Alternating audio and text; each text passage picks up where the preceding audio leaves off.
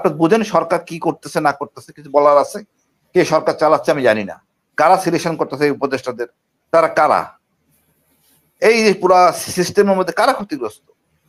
আমি তো মনে করি প্রত্যেকটা উপদেশ, এখানেও কি আমরা ভারত মানে সব জায়গাতে আমরা ভারতের বিকজ আমাদের প্রত্যেকটা নেতা বা আশেপাশে যারা সবগুলো ভারতের সাথে জড়িত। এখানে কয়জন আছেন আমি জানি না এই ধারণা পোষণ করেন ভারতীয় আধিপত্য মুক্ত বাংলাদেশ, এটা ধারণ না করলে আপনি তো হবেন না। একজন আছে মাহমুদুর রহমান, তাকে দিলে দেখেন, আমি চ্যালেঞ্জ করে বলতে পারি 3 মাসের মধ্যে দেশ শুরু হয়ে যাবে। মাহমুদুর রহমান শুধু। আমরা যতটা ধারণ করি বিপ্লবী চেতনা, উপদেষ্টা বা সরকার তারা সেটা ধারণ করেন না। তারা এখন ভারতের আধিপত্যকে লালন করেন, আর লালন করলে এই সমস্যাটা থাকবে।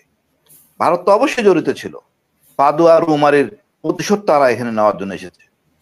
এবং ওই দিন আঞ্জুমান অফিসের মাইক্রোবাসে অর্থাৎ অ্যাম্বুলেন্সে করে 8 জন সদস্য চলে যায় বিমানে করে বিদেশে, বাংলাদেশ বিমানে, এবং গোয়েন্দারা সেটা ফলো করে। ইউনিফর্ম গুলি পাওয়া গেছে, সবই আমাদের কাছে ডকুমেন্ট আছে। তদন্ত তো হয় নাই। শেখ হাসিনা কি কথা বলছেন বিদ্রোহীদের সাথে আমরা তো জানি না। উনি কেন কথা বলবেন? সমস্যা হলো হোম মিনিস্ট্রির আন্ডারে। আবার বোঝা ঘটনা ঘটছে বাংলাদেশের ভিতরে, প্রথমেই দায়িত্ব হলো home ministry. Home ministry fail করে, দেন ডিফেন্স মিনিস্টার রিকোয়েস্ট করবে, সেনাবাহিনী ব্যবহার হবে। সে কাজ তো করে নাই। শেখ হাসিনা নিজেই সে দায়িত্ব নিয়ে বলতে উনি সমস্যা সমাধান করবেন। র্যাব ছিল একদম গেটে, কর্নেল শামসুজ্জামান আর মেজর কর্নেল জাকির, 2 জন সিও। ঘটনা ঘটার পরপরই ওখানে তারা ছিল, শুধু ঢুকলেই পারত। কিন্তু র্যাবের এডিজি বর্তমানে উনি অবসর করছেন, মেজর জেনারেল রেজা নূর, একজন দুর্বৃত্ত পরায়ণ অফিসার, যার জন্য এত অফিসার মারা গেছে। উনি অফিসারদের সরাই গেট থেকে সরাই নিয়ে আসেন। তো একে ধরতে হবে তারেক সিদ্দিকী। আর আওয়ামী লীগের যত হাইব্রিড লোক ছিলেন ওই সময় আমরা সবাই জানি, তারা জড়িত ছিলেন, ভারত জড়িত ছিলেন। এবং এমুনেশন গোলাবারুদ জানেন হয়তো, বিদেশি এমুনেশন গোলাবারুদ পাওয়া গেছে ওখানে, যেটা আমাদের সাথে জড়িত না। আমার বিশ্বাস ক্ষতিগ্রস্তরা মামলা করবে। একটা বোঝার চেষ্টা করেন, ক্ষতিগ্রস্তরা হলো সরকারি, সেনাবাহিনী বা বিডিআর সদস্য। যারা অপরাধ করছে তারাও সরকারি। যারা আওয়ামী লীগের লোকজন যারা ছিল আমরা বলি, তারা সরকারি। একইভাবে মনে করেন যারা তদন্ত করে তারাও সরকারি, বিচার করতে সরকারি, মিডিয়া সরকারি, মুন্নি সাহা। সব দল এক দল হলে পৃথিবীতে এরকম জিনিস কোথাও কখনো ঘটছে কিনা আমি জানি না। এখন ক্ষতিগ্রস্তকে সরাই আনতে হবে সরকারি থেকে। ক্ষতিগ্রস্তরা হয়তো মামলা করবে, হত্যা মামলা, যতটুকু আমি জানি। হত্যা মামলা করার অধিকার তারা আছে, স্বামীর অধিকার সে পাইতে পারে। আমার হত্যা মামলা বিচার চাই, ছেলে চাইতে পারে বাবার বিচার।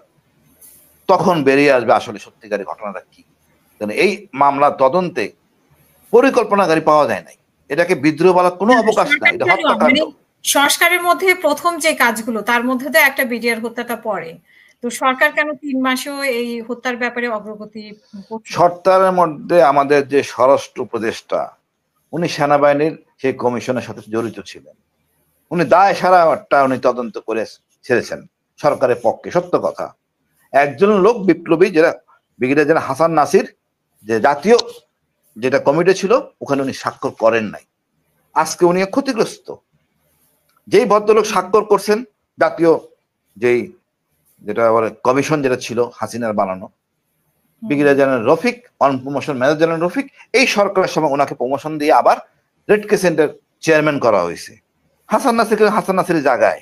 তো আপনি বুঝেন সরকার কি করতেছে না করতেছে, কিছু বলার আছে? কে সরকার চালাচ্ছে আমি জানি না, কারা সিলেকশন করতেছে এই উপদেষ্টাদের, তারা কারা, এই যে পুরা সিস্টেমের মধ্যে কারা ক্ষতিগ্রস্ত? আমি তো মনে করি প্রত্যেকটা উপদেশ, এখানেও কি আমরা ভারত মানে সব জায়গাতে আমরা ভারতের, বিকজ আমাদের প্রত্যেকটা নেতা বা আশেপাশে যারা সবগুলো ভারতের সাথে জড়িত।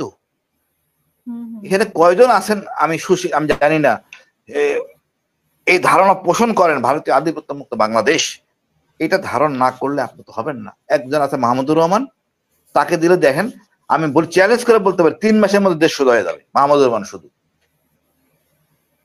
দেশ সোজা। আমরা তো সেই ধারণা ধারণ করি না। চিকিৎসার জন্য ভারতে যাই, ওষুধের জন্য ভারতে যাই, কোনো কাপড় চোপড় কেনার ভারতে যাই। ঘৃণাবোধ থাকা উচিত বাঙালিদের। আমার মনে হয় সেই জিনিসটা এখন সৃষ্টি হয়েছে। জাগরণ করতে বলবে, আমাদের ভারতীয় পণ্য দরকার নেই, আমার যা আছে তাই খাবো। তবে ইনশাল্লাহ আপা, ভাবিরা সচেতন এবং তারা ওই মামলা করার প্রস্তুতি নিচ্ছেন। ইনশাল্লাহ তারা ন্যায় বিচার পাবে। আসল আসামি কে সেটাকে আমরা সিলগালা করে দিব। আওয়ামী লীগ মানেই হলো আমাদের সেনাবাহিনীকে ধ্বংস করার একটা এলিমেন্ট, হেফাজত কিলিং, গুম খুন, এর কোনো শর্টকাট নাই। যদি ফ্যাসিজম যেটা বলা হয়, এটাই হলো আওয়ামী লীগ। দেশবাসী জানতে হবে, বিশ্ব জানতে হবে, পাঠ্য পুস্তকে থাকতে হবে যে এটা কি জিনিস, নাহলে বুঝবেন না স্যাডিস্ট কত প্রকার হইতে পারে। আপনি মনে করেন হাতিনি সাহেব ঘুম হয়েছে, আপনি চিন্তা করেন তো, আমার বউ বাচ্চা কি অবস্থা ছিল আপা? তারা প্রতিদিন অপেক্ষা করতে কখন আসবে কি আসবে না, আদৌ জীবিত আছে কিনা। এক ব্রিগেডিয়ার জেনারেল ছিল তাদের উপরে, হ্যাঁ এক অনেক নির্যাতন, আত্মীয় স্বজন বউ বাচ্চা কেউ আসতো না, অনেকে এসে বলতে মারা গেছে, তুমি জানাজা পরে ফেলো। এখন অনেকে তুলনা করে গুয়েতামালা, আর গুয়েতামালা কারা ছিল সবাই জানে, লোকটা জানতো, আমার বৌদি জানতো আমি ওখানে আসি, তার কষ্ট ছিল না। আমার বউ তো জানেই না জীবিত না মৃত, কে নিছে তাও তো জানে না। মানে কিরকম একটা পৈশাচিক একটা ব্যাপার আমি বোঝাইতে পারবো না আপা। আমার পরিবারের কথা বলেন, আর যারা এই যে মায়ের ডাক, জাস্ট আমি বলবো আমার ফ্যামিলি মানে মায়ের ডাক, তার কষ্টটা বসে আছে, স্বামী ফিরে আসবে আসতেছে না, আরো মহিলা বিয়ে হতে করতে পারতেছে না, বা সম্পত্তি ভাগও পাচ্ছে না। আমাদের সমাজ ব্যবস্থা খুবই মানে দুর্বল। আমার কিছু বলার নাই, এই যে সৃষ্টি এগুলি তো আপনার এন্ডোর্স করতে হবে। আমাদের শাসক যারা বানানো হয়েছে রক্তের উপর দিয়ে, তারা যদি এটা ধারণ না করে, তারা আতঙ্কে আছে, ভারত নিয়ে চলতে হবে, ভারতের সহানুভূতি লাগবে। জনগণের সহানুভূতি লাগবে এই জিনিসটা বুঝেই না, যার জন্য মেডিকেল কলেজে গতকাল যা হইলো।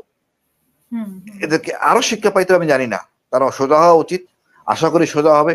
কলিমুল্লাহ ভাই আরো জানবেন গুম সম্বন্ধে, এরকম গুম কোথাও আদৌ এরকম নির্মম ফিরে আসবে কিনা জানি না। কেউ বলে আছে, কেউ বলে নাই, কিন্তু কষ্ট বোঝানো যাবে না আপা।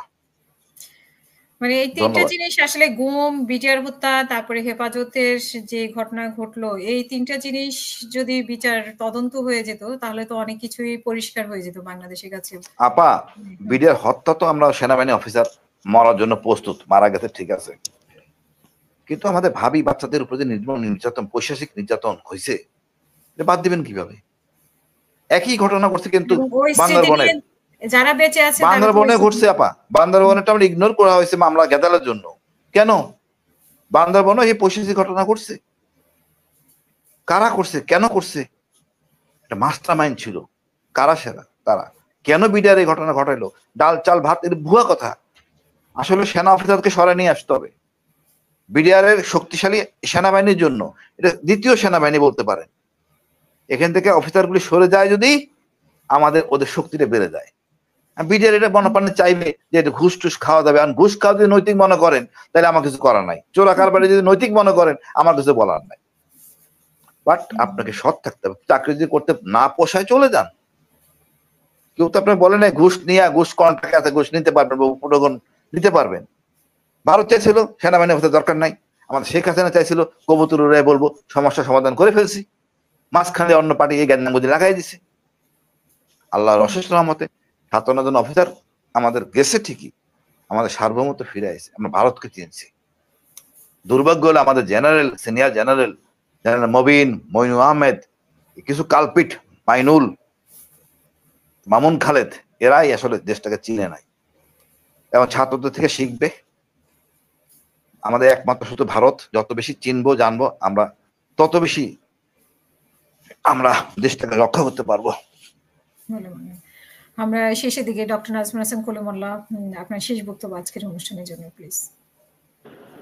আমি যেটি বলবো, অবিলম্বে আপনার সেন্টার ফর ইন্ডিয়া স্টাডিজ এর মতো থিঙ্ক ট্যাঙ্ক যদি আমরা প্রতিষ্ঠা না করি, তাহলে ভারত সম্পর্কে আমাদের সমক উপলব্ধি এবং জ্ঞান থাকবে না, এবং তার ফলে আপনার সিকিমের মতো পরিস্থিতি যদি তৈরি হয় তাহলে অবাক হওয়ার কিছু থাকবে না। নলেজ ইজ পাওয়ার, সবচাইতে বড় বিষয় হচ্ছে এইটি। এই ব্যাপারে আমাদের সবাইকে মনোযোগী। ধন্যবাদ। অসংখ্য ধন্যবাদ। যে হাসিনুর রহমান, আপনার শেষ বক্তব্য আজকের অনুষ্ঠানের জন্য প্লিজ।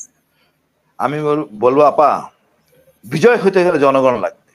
সেনাবাহিনী একা বিজয় হতে পারবে না, পুলিশ একা বিজয় হতে পারবে না, আমার জনগণের সাথে নিয়ে যুদ্ধ করতে হবে। সবকিছু প্রস্তুত, শাসক খালি প্রস্তুত হয় না। শাসককে বলবো আসেন জনগণের কাতারে, আপনার চেয়ার থেকে উঠেন, জনগণের সমস্যা বুঝেন, ফুটপাতে দেখেন লোকজন কিভাবে বেঁচে আছে। আমি তো বলতে চাই কলিমুল্লাহ ভাই, হয়তো মানবেন কিনা জানি না, রাস্তায় হাঁটলে দেখবেন কমলাপুর স্টেশন থেকে ফুটপাতে অসংখ্য লোক ঘুমায়। এই লোকগুলির অবদান, এই যে চোরা কারবারি বাটপার গুলিকে জেলখানায় রাখা হয়েছে এখন এই রাজনীতিক, এদেরকে উচিত খোলা আকাশের নিচে রাখা। বেস্ট আর্মি স্টেডিয়াম, ঝামেলা নাই, খোলা আকাশে ঘুমাবে, একটু মজা মজা একটু এনজয় করুক। আর এদেরকে মূল্যায়ন করি, আমাদের গরিবদের, ধনী গরিবের পার্থক্যটা কমায় নিয়ে আসি। এটাই দেশপ্রেম, এটাই আমাদের কাম্য। ধন্যবাদ আপা।